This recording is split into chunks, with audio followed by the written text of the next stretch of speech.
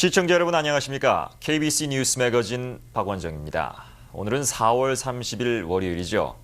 한 주의 시작이자 한 달의 마지막 날입니다. 시작과 마지막이 공존하는 이럴 때 여러분은 시작과 마지막 중에 어디에 비중을 더 두십니까? 일단 시작하면 왠지 설레임이 느껴지고요. 마지막이라고 하면 더 잘할 걸 하며 아쉬움이 느껴집니다. 상큼한 시작도 중요하고 깔끔한 마무리도 다 중요하죠. 둘 다 소홀히 해서는 안 됩니다. 어차피 한 달의 마지막 날이긴 하지만 이번 한 주 시작을 잘 하는 게 좋은 마무리로 가는 첫걸음이 아닐까 하는 생각이 듭니다. 자, 4월의 멋진 마무리를 기대하면서 매거진 전망대로 기분 좋게 출발합니다.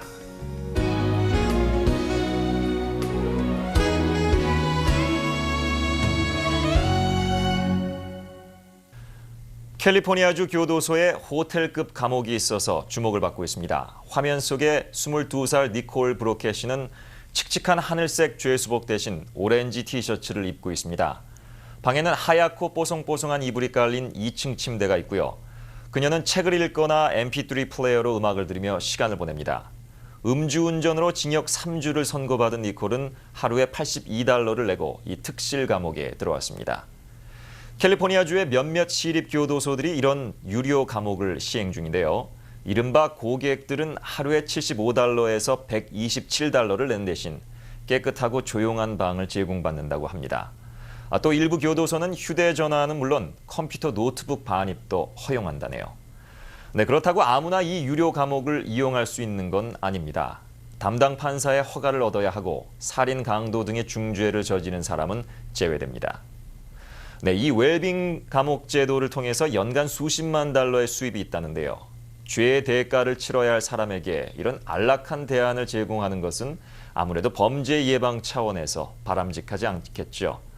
돈이면 다 되는 세상 되는 게 아닌가 우려가 됩니다. 인도의 단돈 90불짜리 컴퓨터가 출시됐습니다. 인도 컴퓨터 제조업체인 노바티움 솔루션즈의 넷PC라는 컴퓨터는 어떤 소프트웨어도 내장하지 않고 모든 응용 프로그램을 중앙 서버에 연결해서 쓴다고 합니다. 현재 인도의 네티즌 인구는 4,500만 명이라고 하는데요. 이 컴퓨터 회사는 향후 5년간 1,000만 대를 판매하는 게 목표라고 합니다. 얼마 전에는 인도에서 2,000불짜리 자동차가 팔릴 것이라는 소식을 전했는데 오늘은 90불짜리 컴퓨터. 역시 인도의 물가가 싸긴 싼가 봅니다. 아내의 마음에 생채기를 남기는 말 여러 가지가 있겠죠. 일본의 니혼 게이자이 신문은 20대 기혼 여성을 대상으로 남편에게 듣고 가장 상처받은 한마디에 대한 인터넷 설문조사를 실시했는데요. 이 결과에 따르면 아내들이 가장 크게 상처받은 말 1위는 바로 당신 뚱뚱해졌어 라는 말이라고 밝혔습니다. 그 다음으로 많은 답변은 밥 없어. 또 3위는 집에 있으니까 한가하겠지. 4위는 정리하는 게 서툴러. 5위는 일 때문에 피곤하다라고 답했습니다. 이와 반대로 남편에게 들어서 기쁜 한마디는 맛있네, 잘 먹었어가 가장 많았고요. 그 뒤를 이어서 우리 집 밥이 가장 맛있어 또는 언제나 고마워 등 이 아내에 대한 고마움을 표현하는 말이 있었습니다. 남편의 사려 깊은 한마디가 아내의 하루 기분을 좌우할 수 있다는 사실, 모든 남편들이 명심해야겠죠. 이상 매거진 전망대에 들어온 소식을 정리해드렸습니다. 잠시 전하는 말씀 후에 마라톤을 완주한 이들을 만나본 사람들, 그린에서의 막강 노하우를 전해드리는 골프 클리닉, 한인 가정의 자녀 이슈를 짚어보는 클로즈업 함께하겠습니다.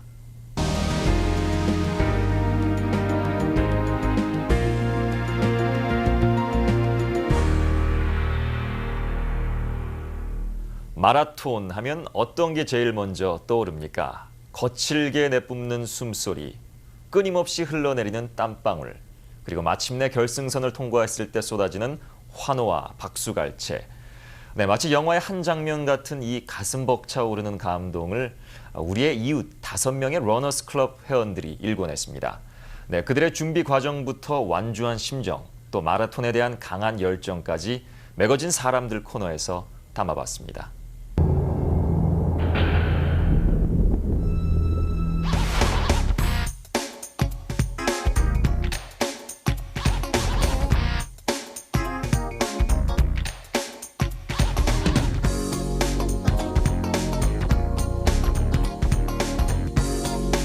안녕하십니까? 안녕하세요.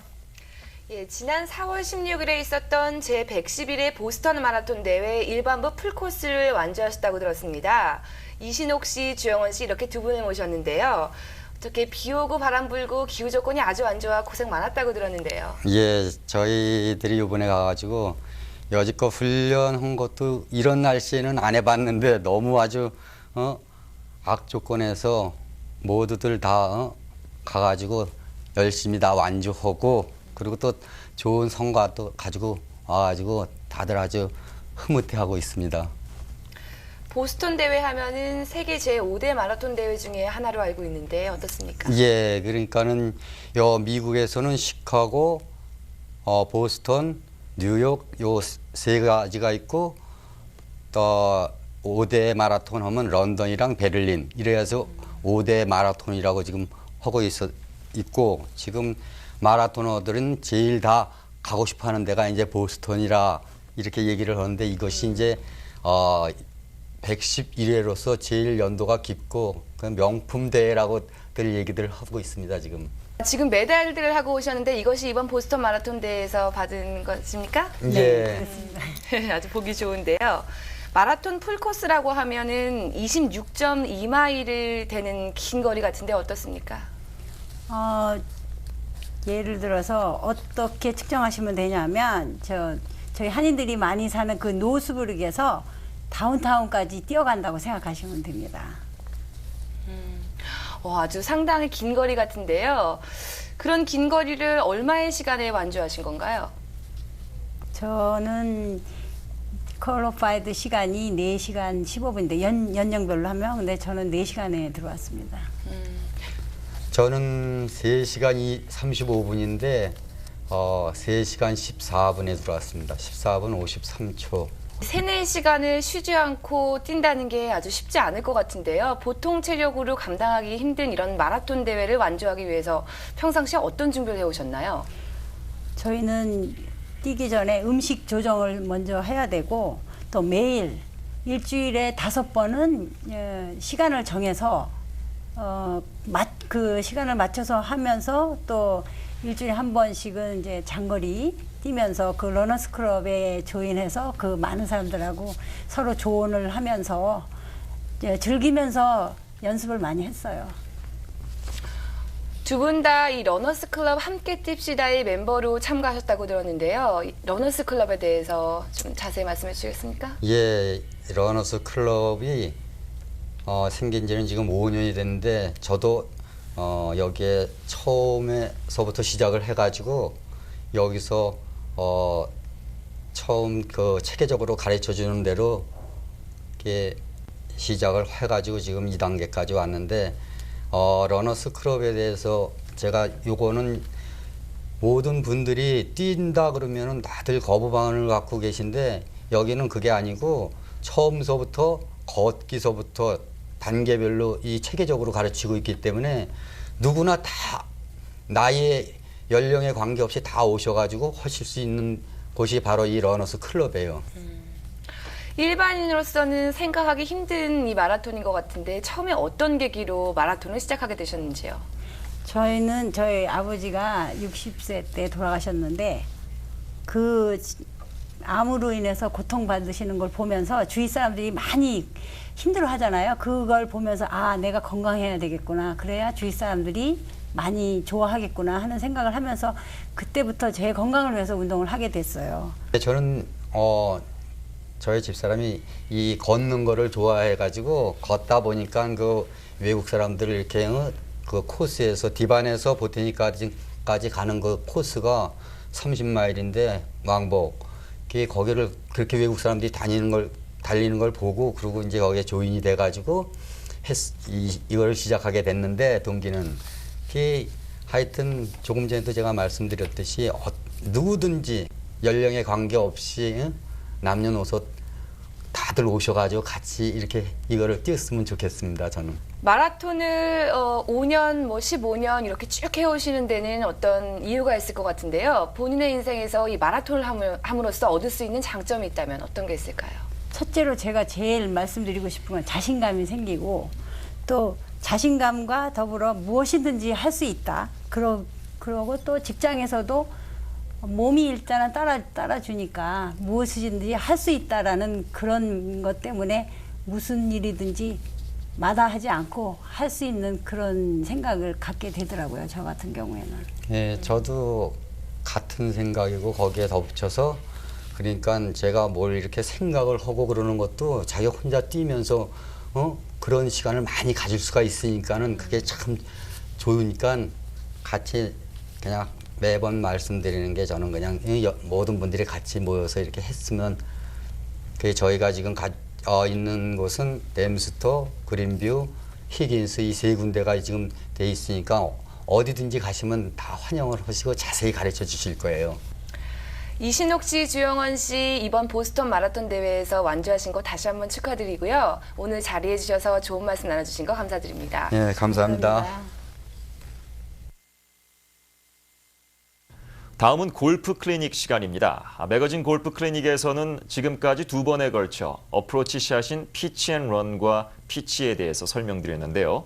오늘은 어프로치 샷의 마지막 시간으로 장애물 없이 평탄한 그린 근처에서 시도하는 러닝 샷에 대해서 알아보겠습니다. 링컨 골프의 서우진 씨입니다. 안녕하세요. 서우진입니다.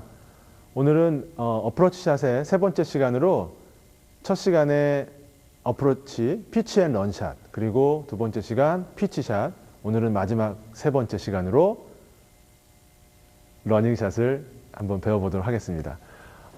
대부분 러닝샷은요, 공을 띄우려고 노력하실 필요 없이 그냥 공을 굴려주시기만 하면 되거든요. 그래서 공을 굴려서 홀컵에 가깝게 붙여줍니다.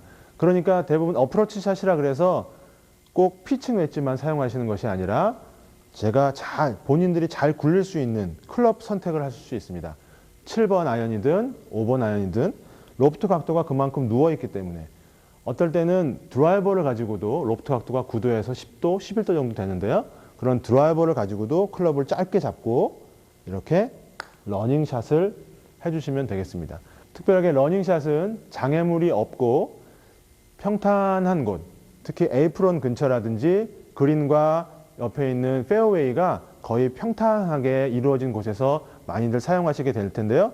그때는 특별히 장애물이 없기 때문에 그냥 퍼트 하듯이 클럽 모양 그대로, 로프트 각도를 그대로 이용해서 굴려주시는 샷을 하면 됩니다. 자, 이때 자세들은 어떻게 취하는 것이 좋은지 한번 하나하나 설명을 좀 드려볼게요.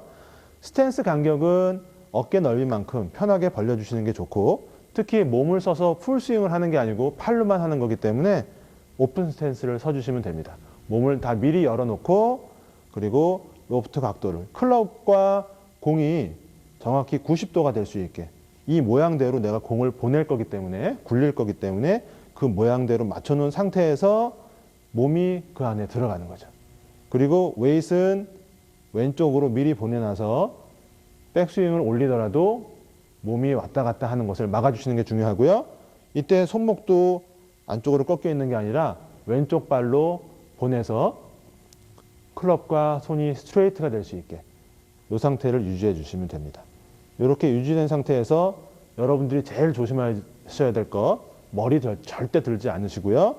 자, 우리 퍼터 하듯이 느낌으로 백스윙은 그대로 뒤로, 그리고 공을 정확하게 뒤를 때려주시면 러닝샷이 되겠습니다. 자, 이렇게 몇 가지 설명드린 것을 가지고 우리 골퍼분과 함께 스윙을 하면서 하나하나 짚어드리도록 하겠습니다.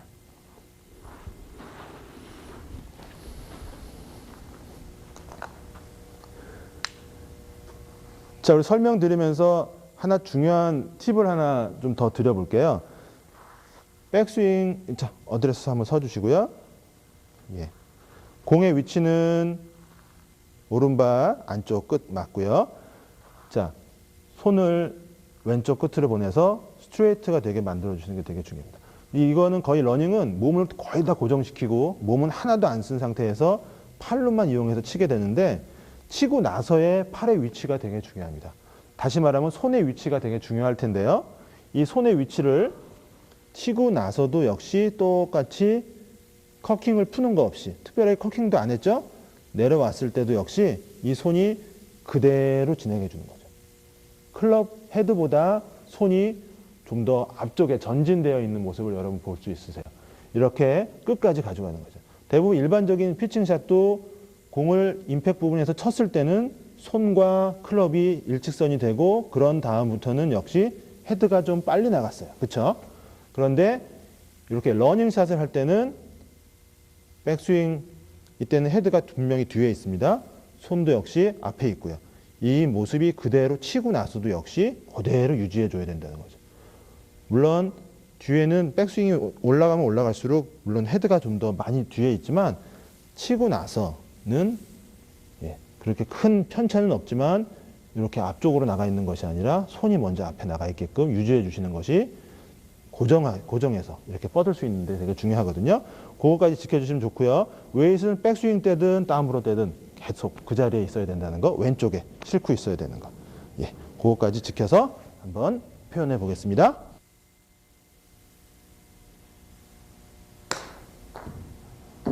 오케이. 자, 이번에는 손이 빨리 가는 게 좀 표현이 덜 됐어요. 이렇게. 어쨌든 이렇게 해서 클럽이 풀리는 것은 아니고, 뻗긴 뻗되, 손목은 그대로 유지해 주세요. 자, 러닝샷은 꼭 피칭으로만 하는 것이 아니고, 세븐이든 5번이든 아니면 우드든 드라이버든 여러 가지로 표현해 볼 수 있는데, 아까 말씀드린 대로 한번 지금 드라이버를 들고 계신데요. 드라이버로 한번 러닝샷을 한번 해보겠습니다. 자, 이것도 역시 러닝샷 하는 거랑 똑같이 오픈 스탠스 쓰셔야 되고요.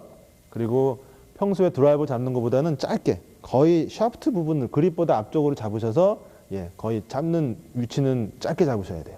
그리고 웨이트도 미리 보내놓고 여기에 있는 로프트 각도를 그대로 이용해서 짧은 스윙으로 백스윙도 짧게 그리고 팔로스도 짧게 한번 러닝샷을 한번 표현해 보겠습니다. 오케이. 샷. 이때 헤드가 치고 나서 위로 많이 올라가실 필요 없어요. 거의 퍼트하는 느낌으로 헤드가 그냥 낮게 그대로 그냥 뻗어져만 있으면 될 것 같아요.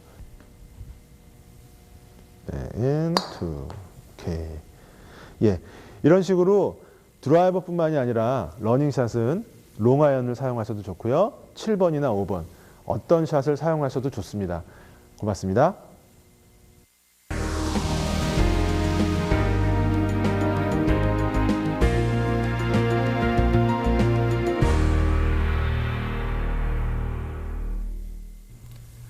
버지니아텍 총기 난사 사건은 전 세계 사람들의 가슴을 쓸어내리게 하는 안타까운 일이었습니다.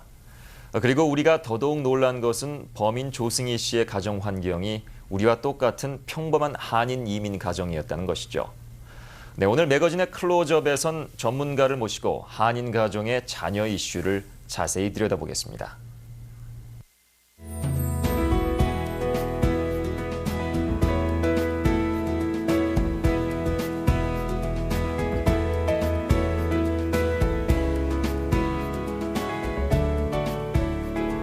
안녕하세요, 최 교수님. 네, 안녕하세요. 요즘 바쁘시죠? 예, 많이 바쁘죠. 어떤 일로 바쁘신가요?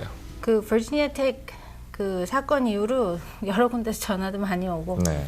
그리고 또 제가 지금 한인 가정들 상대로 저희가 설문조사하고 있거든요. 네. 그래서 그 일로 가장 바쁘죠. 네, 지난해 우리 인터뷰도 한번 했었죠. 그렇죠. 11월에 나왔었습니다. 네. 그러니까 이번에 버지니아텍 총기 난사 사건을 접하면서 이 문제가 우리 가정 그리고 또 우리 이웃의 문제일 수도 있겠다는 생각이 네. 들었고 이번 사건을 통해서 가정 교육 문제 그리고 부모와 자녀 관계 문제가 중요 이슈로 대두되고 있는데 교수님께서 어떻게 보십니까? 그러니까 제가 사실 이 문제로 문의를 많이 받고 있는데요. 그래서 네. 계속 말씀드리는 거는 첫째는 그러니까 이게 뭐 가족이나 부모님들이 어떻게 했기 때문에 조승희 군이 그렇게 됐다. 그렇게 말씀드릴 수는 없어요. 근데 근본적으로는 총기나 그 무기 사는 게 너무나 쉽고 또 조승희 씨 같은 경우는 본인이 직접 정신질환 내지는 뭐 성격 장애가 있었던 것 같은데 네. 그 두 가지가 가장 큰 영향인데 제 입장에서 보면은 조승희 씨가 한국 사람이었고 저희가 너무나 흔하게 볼 수 있는 전형적인 이민 가정 자녀였기 때문에 이런 걸 기회로 우리 모두가 좀 더 그 신중하게 생각할 수 있는 기회를 삼았으면 좋겠다. 근데 첫째가 정신질환을 수치로 생각하는 거는 우리나라뿐이 아니라 어느 문화권에서도 마찬가지긴 한데요. 그렇죠. 우리나라 문화가 조금 더 다른 데보다 심한 것 같아요. 그러니까 정신질환을 다른 거 아니고 질환, 병이라고 생각하시고 꼭 치료받고 하셨으면 좋겠고, 이제 그게 가장 근본적인 거지만은 또 부모님 입장에서 우리가 이런 일이 일어나지 않게 다시는 네. 어떻게 할 수 있느냐를 볼 때 한국 가정 부모님들이 아주 대체적으로 일을 참 많이 하세요. 그렇죠. 저희가 설문조사하면서 전화를 드리면 10시 집에 오시는 분들이 태반이에요. 그러니까 너무 피곤하셔서 설문 못 하시겠다고 하셔요. 네. 아침 7시에 나가셔서 밤 11시에 오시니까. 근데 그 조승희 씨 같은 경우에 부모님도 지금도 근무 시간이 아침 8시부터 밤 10시시더라고요. 네. 어머니는 캐피테리아에서 캐피테리아. 일하시고 아버지는 세탁소에서 일을 네. 돕고 있고, 그 맞벌이 부부 경제적인 안정을 위해서 많은 노력을 기울입니다마는 그렇죠. 생활이 윤택해지는 반면에 또 잃는 것도 많이 있을 것 같아요. 그렇죠. 사실은 우리 한인 부모님들이 정말 너무나 일을 많이 하시기 때문에 사실 그래서 이렇게 큰 그 성공도 했고 그런 네. 희생을 바탕으로 2세들이 또 잘 지내고 그게 사실이지만 저희가 잃는 게 너무 많아요. 네, 어떤 게 있을까요? 가장 큰 거는 일단 가족 간에 서로 대화도 없고 관계가 소홀해진다는 거죠. 근데 한국처럼 아이들이 밖에 나가서도 한국 문화를 접하는 것이 아니라 미국에 살기 때문에 전혀 다른 문화를 접하는데 아이들은 계속 미국 문화에 동화되고 부모님들은 계속 예를 들어 10년, 20년 오셨으면은 그때 오셨던 한국 문화 그대로 간직하고 계시단 말이에요. 그렇죠. 그럼 같은 가정 내에 가족 간의 문화적인 이질감이 참 많습니다. 네. 그 서로 언어도 안 통하고 문화적으로도 안 통해요. 그리고 일단 일을 그렇게 많이 하시다 보면 일단 서로 보는 시간이 없죠. 말이 그렇죠. 안 통하는 건 둘째치고. 그 또 하나는 우리나라 부모님들 인터뷰해 보면 다 공부가 너무 중요하니까 그거에 정말 많은 정성을 쏟으시는데 부모님들 직접 인터뷰에서는 아이들이 건강하는 게 좋다. 그렇죠. 행복한 게 중요하다 하시지만 아이들 입장에서 저희가 인터뷰를 해보면 우리 부모님은 공부 얘기밖에 안 한다. 맞아요. 그래서 아이들이 왜 그러는지는 다 이해해요. 공부가 중요하고 소수민족으로 미국에 살려면 그게 아주 큰 역할을 하니까 네. 그건 이해하지만 모든 아이들이 공부에 적성에 맞는 것도 아니고 모두 다 하버드 갈 수 있는 것도 아니거든요. 그리고 아이들이 이해는 해도 힘든 건 힘든 거죠. 네. 네. 우리 이민 사회 특성을 맞춰서 이 세대별로 한번 나눠봤으면 좋겠는데, 부모가 1세이고 자녀가 2세인 가정 어떤 문제를 안고 있을까요? 그러니까 그 비교를 하자면 부모님이 1세, 그러니까 본인이 직접 이민 오신 경우, 자녀분이 또 1세, 그러니까 뭐 한 20살 이후에 오신 가정 경우는 그런 문화적인 동질감이 있어요. 네. 또 1.5세라 그래가지고 청소년기에 온 친구들 있죠. 중학생이나 고등학교 초에 온 친구들은 그래도 부모님들을 어느 정도 많이 이해를 해요. 소셜리제이션이라 해서 사회화를 한국에서 이미 거치고 왔기 때문에. 근데 아주 어릴 때 왔거나 네. 조승희 씨처럼 8살에 왔거나 아니면 미국에서 태어난 경우 2세라고 하는데 그런 경우는 이질감이 클 수밖에 없어요. 네. 당장 말도 안 통하고 그리고 좋아하는 것도 많이 다르고 그리고 우리 1세대들이 어떻게 보면 좋은 점이기도 하고 나쁜 점이기도 한데 굉장히 한국 문화를 유지하고 사시잖아요. 네. 근데 너무 유지를 하시다 보니까 아이들 입장에서 걔네들이 컸을 때 거기서 어떤 동질감을 찾을 수 없는 거예요. 네. 그러니까 교회 같은 경우도 1세대 교회를 안 가고 자기네끼리 따로 교회를 많이 설립을 합니다, 요즘 이 세들이. 근데 거길 가보면 한인이라는 문화는 없어요. 그냥 2세 한국인. 그리고 한국인이라는 생각도 많이 없어지는 경우가 많고. 그리고 부모님도 2세고 아이가 예를 들어 3세가 돼버리면은 본인들끼리 그런 비슷한 그룹끼리 모일지 모르지만은 네. 원래 우리가 갖고 있던 어떤 문화가 이렇게 전달이 되기보다는 아이들이 오히려 거부하고 멀리 멀어지는 그런 경향이 있는 것 같아서 그게 이유인지는 모르겠지만 청소년들 행동 발달을 보면 1세대, 1.5세대, 2세대, 3세대로 갈수록 네. 굉장히 나빠져요. 나빠진다는 게 마약도 훨씬 많이 하고 폭행이나 그런 폭력도 훨씬 많아지고 공부 당연히 점점 더 못하고 그런 트렌드가 있거든요. 네. 그거를 저희가 전체 커뮤니티 차원에서 어떻게 하면 방지할 수 있는지 네. 1세들이 정말 희생을 많이 하시잖아요. 그렇죠. 그게 10년, 20년 후에 다 수포로 돌아가지 않도록 저희가 할 필요가 있죠. 네, 그럴수록 자녀와의 대화가 굉장히 많이 필요하겠죠. 그렇죠. 네, 이번 사건과 특히 관련된 한인 가정 연구 프로젝트를 진행 중이시죠? 예. 어떻습니까? 저희 하는 프로그램은 부모님들하고 아이들, 청소년, 그러니까 12세에서 14세 사이 중학생 자녀를 둔 가정으로 상대로 네. 아이들 행동 발달, 그러니까 학업이나 뭐 폭력 아니면 마약 이런 거 여러 가지 행동 발달 보면서 부모님들의 문화 적응, 또 자식과 부모 간의 문화 갈등 그런 것들이 어떤 영향을 미치나 그런 걸 보는 건데요. 네. 그러니까 예를 들어서 아까 제가 그랬잖아요. 부모님들 시간을 많이 보내시면 참 좋겠다. 네. 근데 정말 피치 못해서 시간을 못 보내시는 분들도 있어요. 그럼 과연 그게 안 될 경우에 어떤 다른 방법이 있을까 그런 걸 연구하는 네. 그런 스타디죠. 저희가 원하는 거는 좀 더 공신력 있는 데이터. 그러니까 네. 저희가 연락처를 받아서 전화를 드렸을 때 바쁘시더라도 참석해 주셔서 네. 우리 전체 커뮤니티의 그 어떤 걸 대표할 수 있는 데이터를 구하는 게 목적이거든요. 그러니까 저희 인터뷰어들이 연락을 드리면 많이 힘드시겠지만 꼭 좀 시간을 내주셨으면 좋겠어요. 네. 최 교수님 오늘 여러 가지 도움 말씀 고맙고요. 또 하시는 연구에 좋은 결실이 맺히기 바랍니다. 예. 잘해 주셔서 고맙습니다. 감사합니다. 매일 하루를 마감하는 시간이 되면 하루를 돌아보고 반성하는 마음을 갖게 되지요. 하루를 돌이켜보면 실수했던 장면도 간혹 생각이 납니다. 잘못된 영화 필름은 편집을 하면 실수가 감쪽같이 사라지지만 우리들의 생활은 그렇지 못합니다. 그래서 우린 내일에 찍는 영화에선 그런 실수를 말아야지 하는 다짐을 가져봅니다. 네, 4월도 다 가고 한밤만 자면 5월입니다. 네, 우리 모두 5월의 영화를 멋지게 찍기를 바라면서 저는 물러가겠습니다. 행복한 밤 되시기 바랍니다.